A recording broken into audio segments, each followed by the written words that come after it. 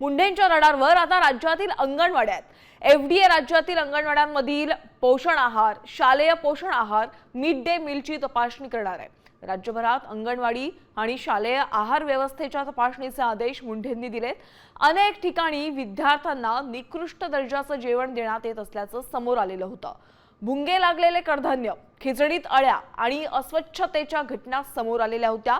या नवीन आदेशामुळे शालेय पोषण आहारात मापात पाप करणाऱ्यांचे धाबे दणाणणार आहेत।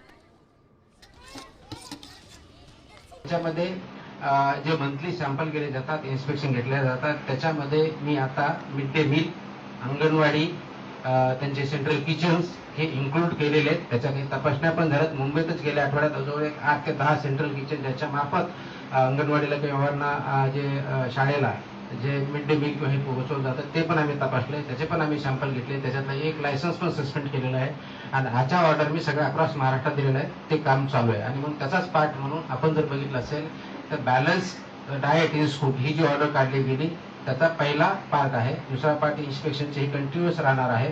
वर्षातून दर महिन्याला मिनिमम सॅम्पल आम्ही घेणार आहोत आणि इन्स्पेक्शन होणार आहेत आणि मिनिमम 2 वेळेस इन्स्पेक्शन स्कूल किंवा अंगणवाडीचे होणार आहे। त्या काही याच्यामध्ये लाखो होत्या आमच्या टार्गेटमध्ये, त्या आम्ही ऑलरेडी इन्क्लूड केलेल्या आहेत। इथून पुढे ती कारवाई चालू राहणार।